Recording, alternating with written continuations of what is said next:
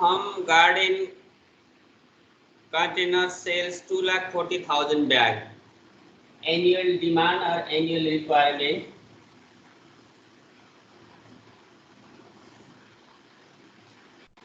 Requirement A is equal to 2,40,000 bag.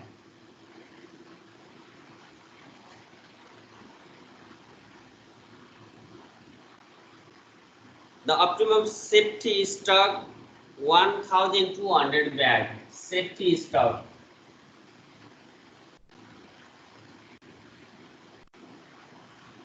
Safety stock is equal to 1,200 bag. Each bag cost green thumb rupees 4.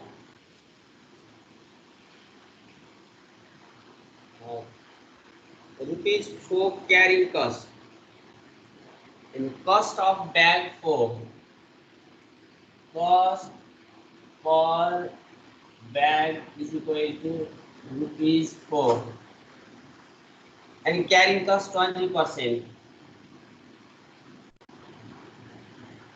Carrying cost per unit C is equal to 20%. 20% of cost rupees 4 is equal to rupees 80 paisa.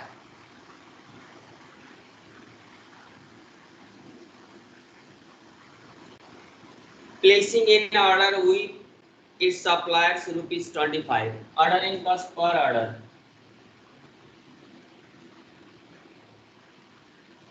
Ordering cost for order O is equal to rupees 25.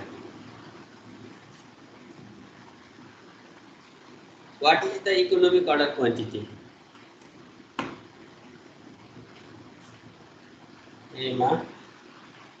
Economic order quantity is equal to under root 2AO divided by C.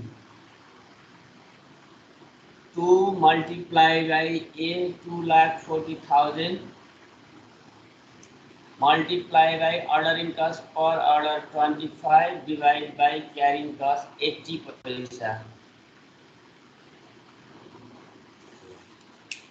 EOQ कति होला?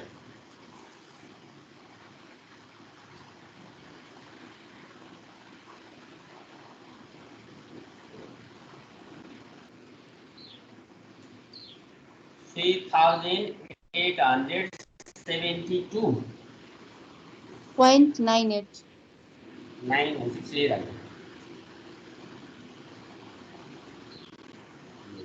Now question B.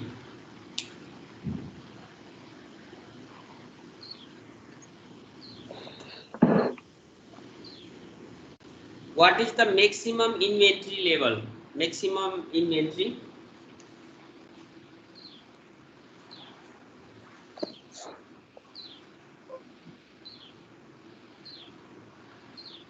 फर्मसँग maximum कति inventory कति quantity inventory स्टकमा हुन्छ उसँग रहन्छ भने हो मैक्सिमम इन्भेन्ट्री उसले उसँग सेफ्टी स्टक सधैँ हुन्छ प्लस एक पटकमा उले EOQ यति बराबरको उले क्वान्टिटी अर्डर गर्छ सेफ्टी स्टक हामीले दिएको छ 1200 bag plus economic order quantity 3873 is equal to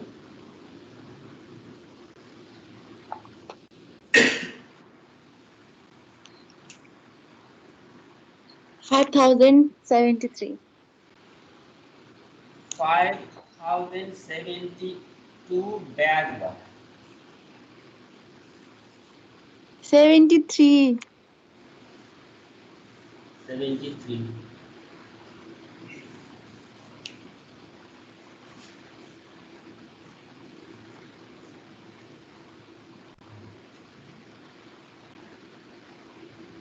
अब क्वेश्चन सी मा एभरेज इन्भेन्ट्री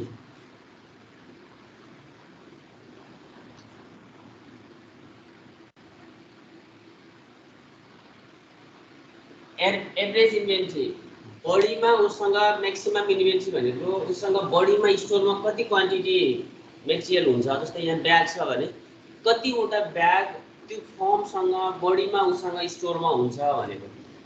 एभरेजमा कति हुन्छ त? अब एभरेजमा सेफ्टी स्टक त उसले मिनिमम स्टक हो, यो कम्तीमा पनि यति उसले सधैँ राख्छ। अब इओक्यू बराबर क्वान्टिटी किन्छ सुरुमा, बढीमा त्यति हुन्छ, बेच्दै जाँदा इओक्यू घट्दै घट्दै जान्छ, अनि फेरि इओक्यू बराबरकै किन्छ, अनि फेरि गर्दा एभरेज इन्भेन्ट्रीमा इओक्यू डिभाइड बाई 2 गर्नु 1200 plus EOQ 3873 divide by 2 is equal to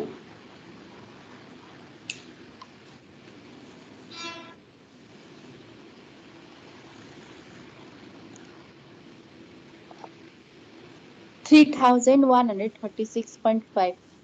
3136.5. 3136.5 भने अब 37 भन्दा भयो।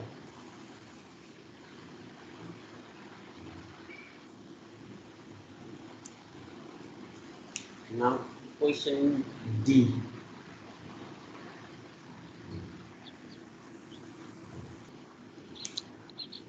Last question of this question number 9.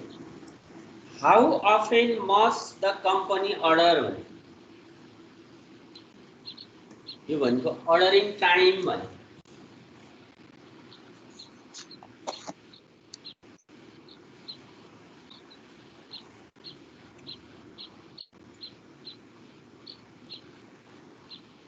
gap between the first order and second order.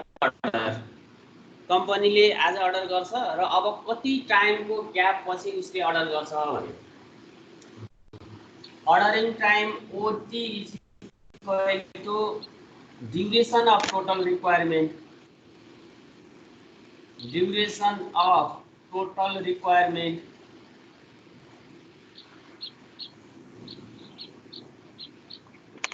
Divide by number of order भयो।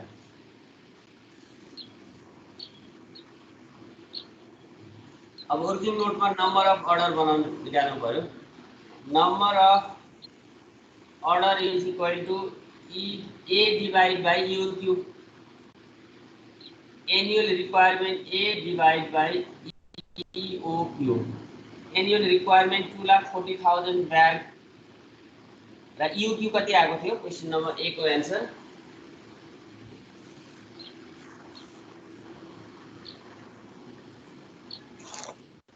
कति थियो? इओक्यू 3,873. 3,873 is equal to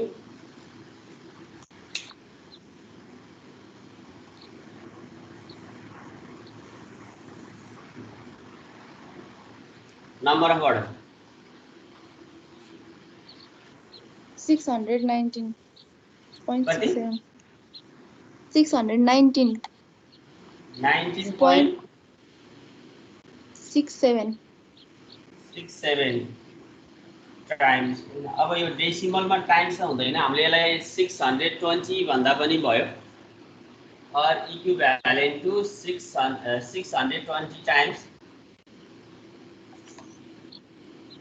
अब duration of total requirement भनेको total requirement कति हो त? 2,40,000 ब्याग हो।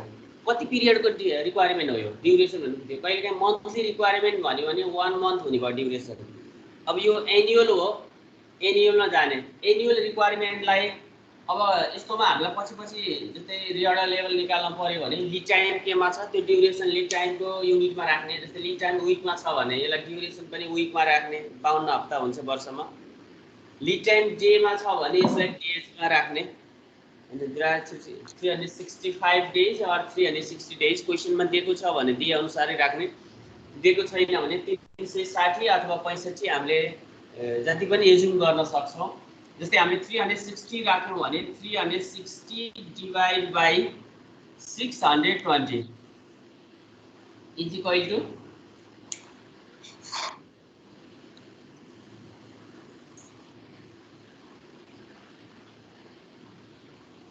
0.58.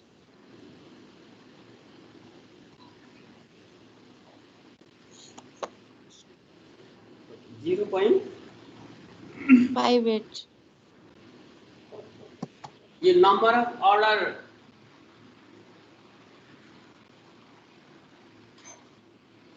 सिक्स 620 नै हो एक्चुअली क्याल्कुलेटर हाल्नु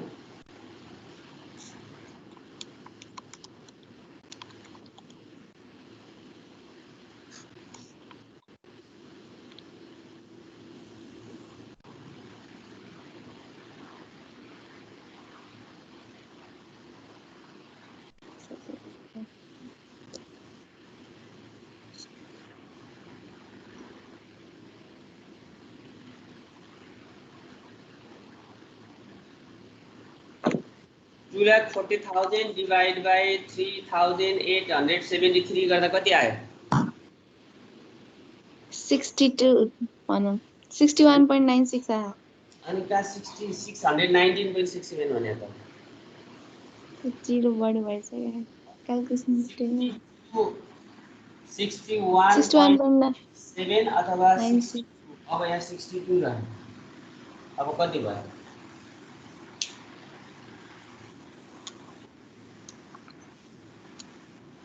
5.80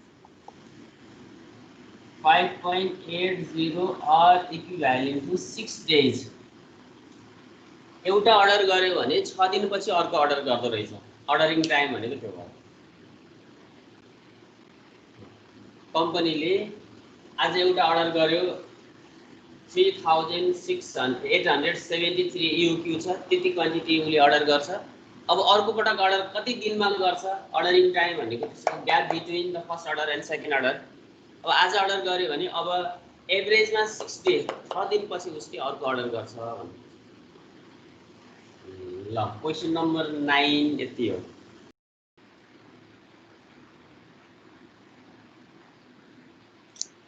पर इयर भनेको हुँदा एनुअल रिक्वायरमेन्ट ए अब यसमा हेर है उसले कतिवटा ब्याग बनाउँछ 1,50,000 पिठोको ब्याग उसले उत्पादन गर्छ अथवा बिक्री गर्छ एउटा 20 केजी को ब्याग भने 1,50,000 वटा ब्याग उसले बिक्री गर्छ त्यो ब्यागमा 20 केजी गहुँको पिठो हुन्छ त्यो पिठो बनाउनको लागि 12 केजी गहुँ चाहिन्छ यति भयो उसको एनुअल रिक्वायरमेन्ट र मेटेरियल कति चाहिन्छ त एउटा ब्याग उत्पादन गर्नलाई 12 केजी र मेटेरियल चाहिन्छ एनुअल रिक्वायरमेन्ट उसलाई कति केजी र मेटेरियल चाहिने भयो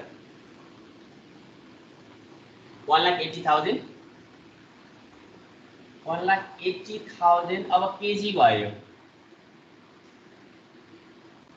1,50,000 ब्याग उत्पादन पिठो उत्पादन गर्नको लागि उसलाई 180 केजी 180 नै हो नि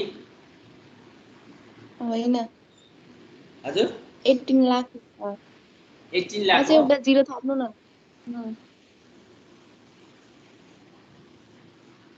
18 लाख केजी गहुँ चाहिन्छ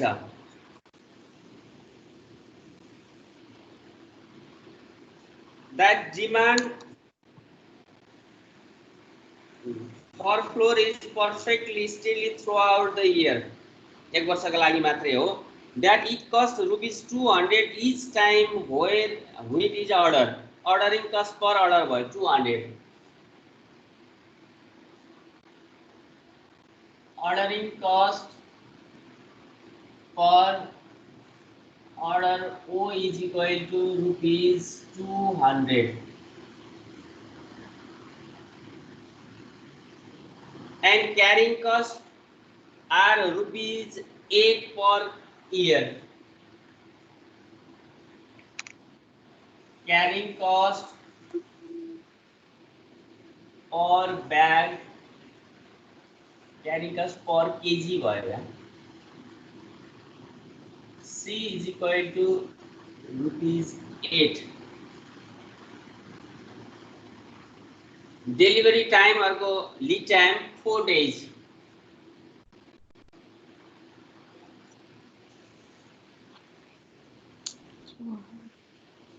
4 days आज अर्डर गर्यो भने 4 दिनपछि र मेटेरियल अर्डर गरेको ठाउँमा अथवा कम्पनीमा आइपुग्छ लीड टाइम भयो assume that the mill operates 300 days a year operating days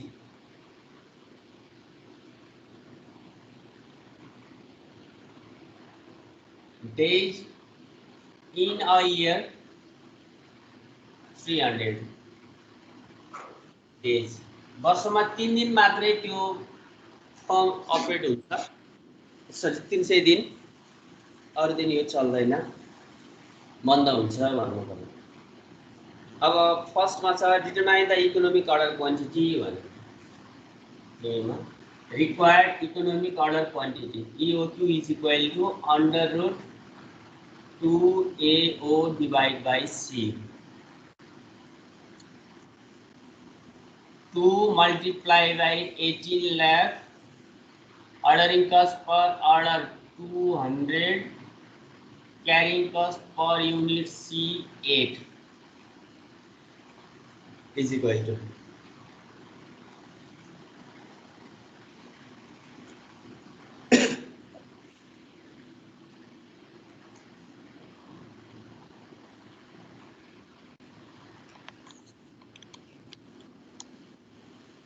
$9,486.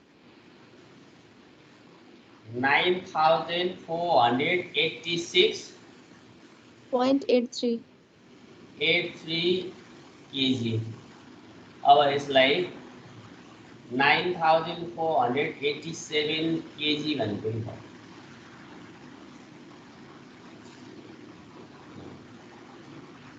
second question what is the total inventory cost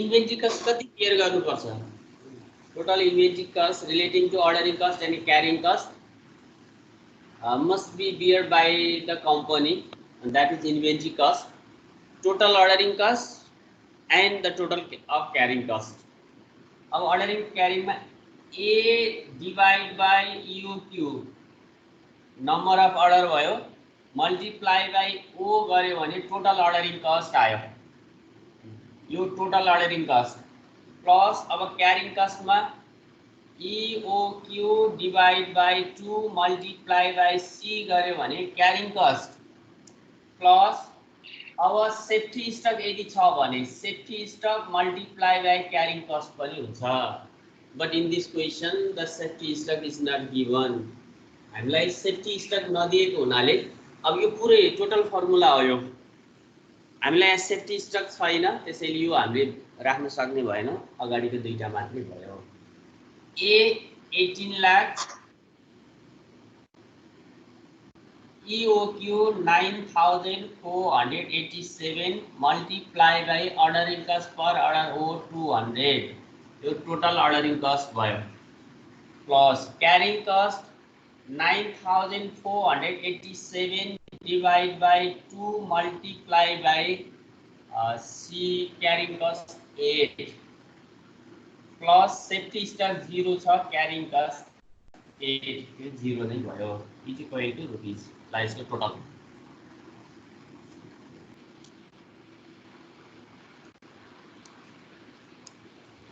$75,895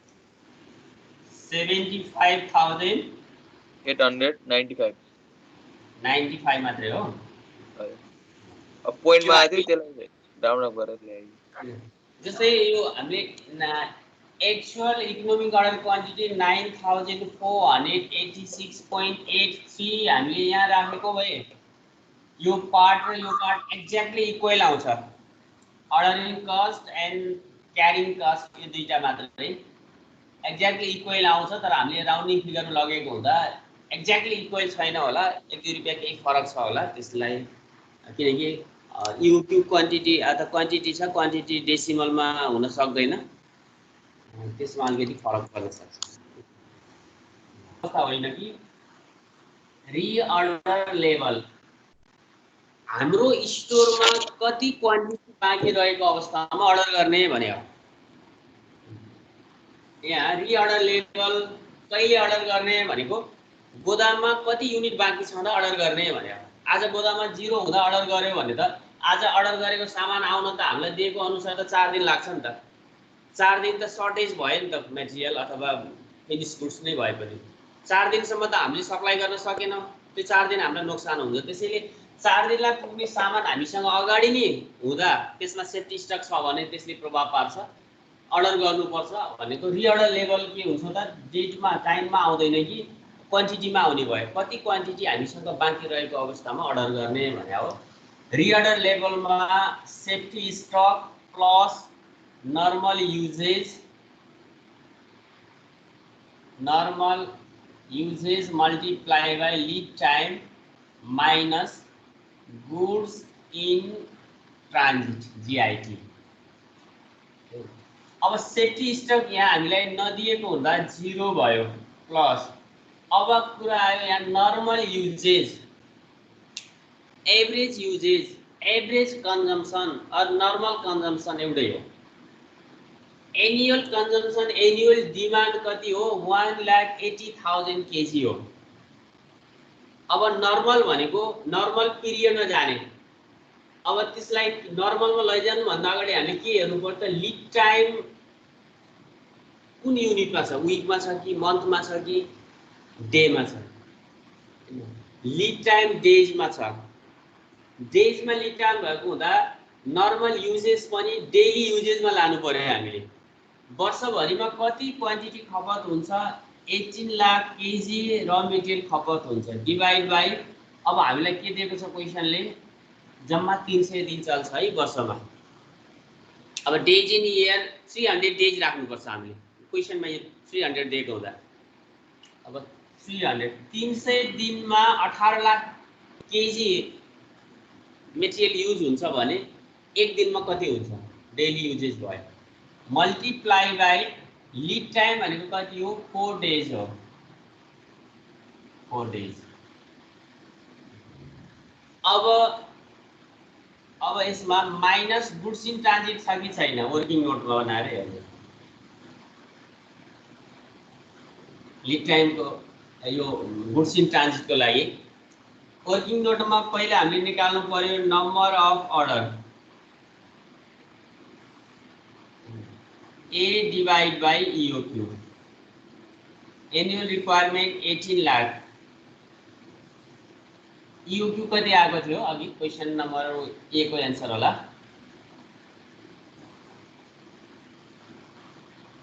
कति थियो EOQ 9487 9487 कति आयो नम्बर अफ अर्डर 189.7 अब 190 189.7 अब नम्बर अफ अर्डरलाई पनि 190 टाइम्स भन्न सक्छौं अथवा 189.7 नै राख्यो भने पनि एन्सर यो मिस्टेक हुँदैन। अब 190 टाइम किनकि अर्डर पनि त डेसिमलमा अर्डर गर्न सक्दैनौँ त्यसैले 190 पटक अर्डर गर्छौं भने। अब यो भन्दा अगाडि क्वेसनमा निकालेको जस्तै ओटी निकाली ordering time duration of total requirement मैले फर्मुला लेखिन है अघिल्लोमा लेखेको हुनाले त्यसबाट हेर duration of total requirement duration कति हो 300 डेज हो नि त। अब त 300 डेज कति पटक अर्डर गर्नुपर्छ 190 टाइम इज इक्वल टु यो डेजमा आउने भयो।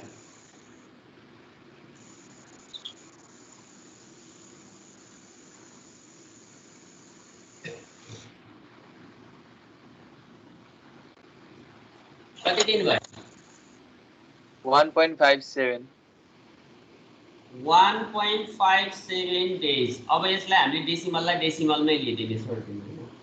अब यसपछि निकाल्नु पर्यो number of order in transit number of order in transit ट्रान्जिटमा कति अर्डर छ त ट्रान्जिटमा अर्डर भनेको lead time divide by ordering time lead time 4 days छ, ordering time 1.57 is equal to lead time divide by ordering time.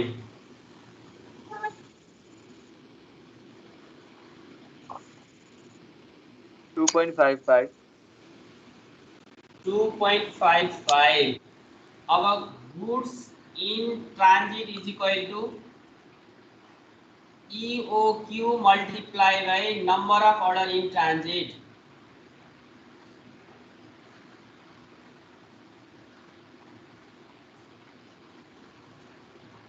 EOQ 9487 multiply by, अब यसमा number of order in ट्रान्जिटमा डेसिमल भन्दा पछाडि जतिसुकै भए पनि हामीले त्यसलाई इग्नोर गर्छौं।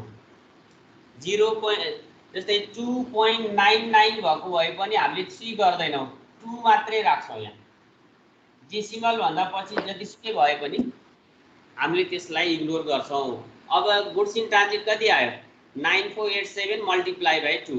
यदि 0.99 भएको भए गुड्स इन ट्रान्जिट हुँदैन थियो। गुड्स इन ट्रान्जिट हुनको लागि lead time must be greater than the ordering time. Ordering time भन्दा लीड टाइम धेरै छ भने मात्रै गुड्स इन ट्रान्जिट हुन्छ। जस्तै हामीले यसमा अर्डरिङ टाइम यहाँ निकाल्यौं अनि यो 1.57 लाई लीड टाइमसँग कम्पेयर गरे, लीड टाइम धेरै रहेछ, त्यसकारणले गर्दा यो दुईटा निकाल्ने हो। यदि यो अर्डरिङ टाइम नै 4.01 भएको भए त लीड टाइम भन्दा बढी भयो नि त। बढी हुने बित्तिकै त यहाँ 0 point समथिङ आउँछ नि, त्यो बेलामा लीड टाइम हामी यो दुईटा स्टेपमा जाँदै जाँदैन। यो हेर्ने बित्तिकै अर्डरिङ टाइम लीड टाइम भन्दा थोरै रहेछ, त्यसैले गुड्स इन ट्रान्जिट हुन्छ। यो दुईटा स्टेपमा हामी बल्ल जानु परेको। कति आयो? 18974 18974 युनिट्स। यहाँ केजी छ होला, केजी। अब यसलाई यहाँ घटाइदिउँ। 18,974 इज इक्वल टु, अब एज ए होलमा 5026 5026 हजुर केजी। अब यो ROL रिअर्डर लेभललाई के भन्यो भन्दा हाम्रो स्टोरमा 5026 केजी गहुँ भयो भने त्यति बेला अनि हामीले अर्डर गरिहाल्नु पर्यो। यदि त्यो अर्डर गरेनौँ भने हामीलाई र मेटेरियलको सर्टेज हुन सक्छ। अनि रिअर्डर लेभलले गोदाममा यति केजी अथवा यति क्वान्टिटी मेटेरियल भएको अवस्थामा हामीले अर्डर गरिहाल्नुपर्छ।